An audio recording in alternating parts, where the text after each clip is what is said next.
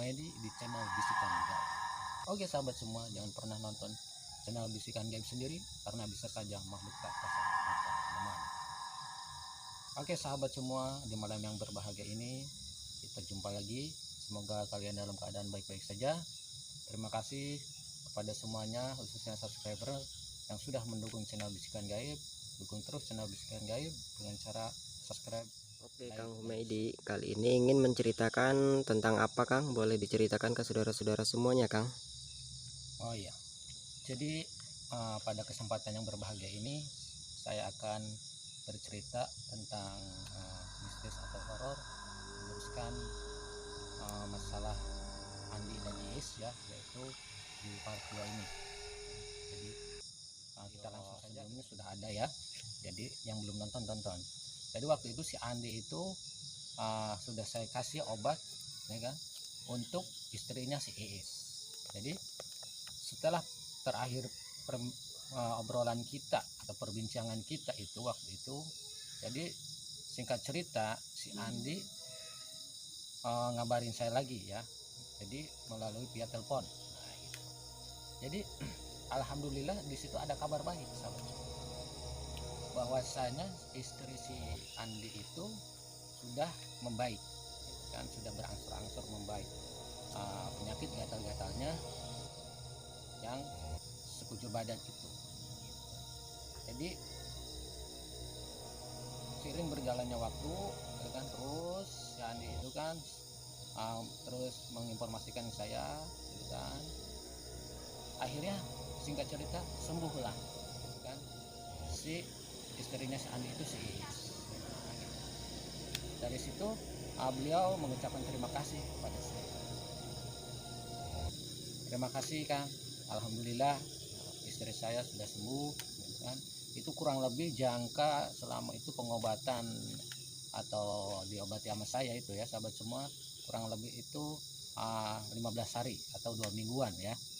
Jadi gitu, karena selain saya kasih obat yang sudah saya racikan atau saya kasih doa, saya juga lewat jarak jauh juga saya setiap malam saya wirid ya, saya zikir gitu. Jadi alhamdulillah Allah mengabulkan doa saya dan doa si Andi dan si Iis. Nah begitu kurang lebih ya. Cuman sahabat semua ya kan, belum selesai masalah ini. Ternyata ini boleh dibilang baru permulaan sahabat semua. Jadi setelah si Iis itu sembuh kurang lebih jarak 1 bulan ya kan, si Andi itu telepon saya lagi melalui via WhatsApp ya kan. Itu tepat waktu itu tuh si Andi nelpon tepat jam 7 malam selepas maghrib lah.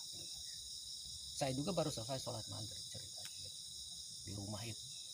Jadi tiba-tiba si handphone saya itu berbunyi.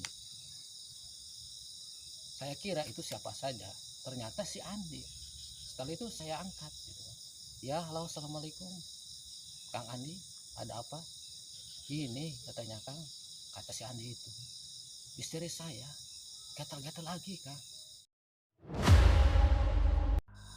Waduh kata saya, kenapa Kang kok bisa gitu? Gak tahu, ini sama malam-malamnya.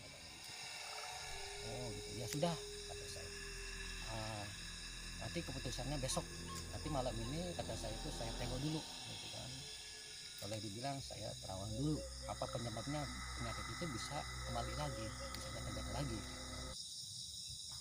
Jadi tibalah ke besok, hari esok dan juga sampai malamnya, akhirnya saya kabarin lah si Andi itu bahwasanya istri si Andi itu si Iis bisa penyakitnya itu bisa kembali lagi atau gatal-gatal lagi. Ternyata diserang lagi, boleh dibilang dikirim santet lagi atau guna-guna gitu sahabat. Itu kan saya juga sebenarnya sempat kaget, kok bisa dan juga si orang itu alangkah dendam sekali kepada si Iis itu sampai segitunya. Jadi si Andi bilang, yang benar kan? Iya benar, ini tadi malam sudah saya tengok, ini asli dikirim lagi. Terus si Andi bilang, Jadi bagaimana kan solusinya, caranya biar istri saya bisa kembali semula lagi, bisa sembuh lagi. Akhirnya saya juga di sini sudah mulai serius bahwasanya hal ini sudah nggak bisa main-main lagi, kita lah harus lebih serius gitu sahabat semua.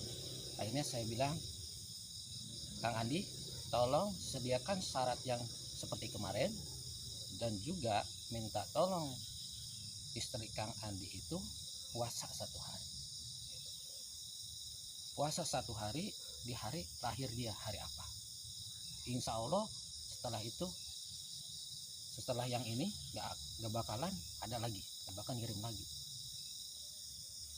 Itu kata saya. Dan juga nanti udahlah kita ibaratnya kasih peringatan atau pelajaran buat si orang yang ngirim tuh biar jerak lah gitu kan. Singkat cerita, selesailah si Ani itu mengumpulkan syarat-syaratnya dan istrinya sudah puasa gitu kan. Jadi pada malam Jumat, emang saya suruh ibaratnya nanti kamu malam Jumat yang bakal datang itu kamu nelfon lagi ya Kang Andi gitu kan. Jadi pas malam Jumat itu ya kan, akhirnya kumpulkan syarat itu seperti biasa, saya doakan lagi gitu kan, saya doakan lagi melalui jarak jauh via telepon WhatsApp gitu kan. Seperti biasa si HP itu ditempelkan ke syarat-syarat itu, ditaruh di atasnya.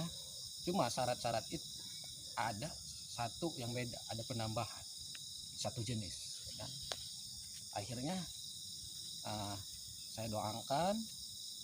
Jadi kata saya, Kang Andi, ini syarat yang kemarin ini airnya itu buat mandi ya kan? Yang lainnya itu dikelilingkan buat rumah ya kan? Dan juga digosokkan ke badan. Dan ada satu lagi itu dibakar saja, kasih garam dibakar, insya Allah tidak akan kembali lagi, insya Allah sembuh, kata saya itu kan. Jadi singkat cerita selesailah ya kan, udah si Kang Andi lakukan yang saya suruh itu kan. Akhirnya kata saya, Kang Andi nanti informasi lagi ya gitu kan, apapun yang terjadi. Tapi dapat seminggu setelah proses yang tadi itu ya kan, si Kang Andi itu menginformasikan lagi ke saya bahwasanya alhamdulillah Kang gitu kan, istri saya sudah sembuh lagi. Saya di situ sangat-sangat bersyukur sahabat semua, alhamdulillah bahwasanya doa kita bersama ini dikabul gitu kan. Terus cuman setelah itu si Andi bilang, Kang, cuma istri saya bermimpi. Saya tanyalah, bermimpi apa Kang istri kamu itu? Jadi istri saya itu bermimpi begini, bahwasanya istri saya itu di suatu tempat, di tempat itu ada sumur itu, istri saya di sumur itu mau mandi gitu. Cuman ketika mau ngambil air buat mandi di gayungnya itu kan, tiba-tiba ada semut hitam yang gigit, kalau gigit itu katanya gatal gitu. Oh, saya di situ agak tercengang. Terus si Andi bilang, itu apa Kang? Mimpi itu artinya apa? Saya jawab, begini Kang, kalau masalah mimpi itu terserah Kang Andi itu mau percaya atau mau. Yang jelas sepengetahuan saya, arti mimpi itu bahwasanya itu dari penyakit yang istri Kang Andi alami alias si Iis itu, bahwasanya akibat gatal-gatal itu diakibatkan sama si semut itu gitu ya sahabat semua. Oh, kata Kang Andi itu, kata si Kang Andi itu, oh begitu ya kata saya gitu. Jadi sudahlah, itu jangan terlalu dipikirkan. Yang jelas sekarang kata saya itu istri Kang Andi sudah kembali seperti semula lagi. Cuman saya titip ke Kang Andi dan terutama istri Kang Andi, lain kali bahwasanya kalau bertindak atau berbicara ke orang lain itu hati-hati, jangan sampai menyakitkan hati orang. Jadi akhirnya bisa timbul seperti ini gitu. Tuh. Jadi dari situ belum selesai sahabat semua gitu kan. Cuman urusan untuk malam Jumat itu selesai sementara. cuma masih nyambung, masih ada ibaratnya kejadian yang lumayan gitu kan. Jadi di situ itu kurang lebih dapat 3 hari si Kang Andi itu lagi-lagi menginformasikan saya melalui via WhatsApp, telepon via WhatsApp, bahwasannya itu kan jadi gini, sebelumnya itu si Kang Andi itu sama si Iis itu dia menanyakan, Kang kalau boleh tahu itu siapa sih yang ngirim ibaratnya santet atau guna-guna ke istri saya gitu kan. Waktu itu saya bilang nggak perlu tahu, yang penting istri kamu sembuh gitu kan, itu yang paling utama. Tapi kalau kamu pengen tahu, yang penting kamu jeli ya kan, nanti ada alamatnya atau informasinya, baik itu dari sekitar kita, baik itu dari teman kita dan lain sebagainya, bisa jadi juga melalui mimpi gitu kan. Nah, gitu. Jadi setelah itu kan Kang Andi itu nelpon, Kang saya dapat informasi katanya, ternyata yang ngirim santet ke istri saya itu yaitu mantan pacar istri saya sendiri, dan juga katanya dia itu agak pincang Kang gitu kan. Ya saya hanya diam dan ibaratnya menanggapi saja omongan sekarang. Akhirnya saya bilang begini, sudahlah Kang Andi, yang penting sekarang Kang Andi itu, istri Kang Andi itu udah sembuh, dan semoga kedepannya enggak ada kejadian seperti ini lagi, dan juga Kang Andi kurang lebih sudah tahu orangnya yang mengirimkan santet itu siapa. Jadi saya harap Kang Andi itu jangan sampai dendam ke orang itu, dan juga jangan sampai bocor bahwasanya si orang itu yang ngirim santet, karena yang gitu tuh susah untuk dibuktikan secara fakta kata saya. Nanti takutnya jadi fitnah.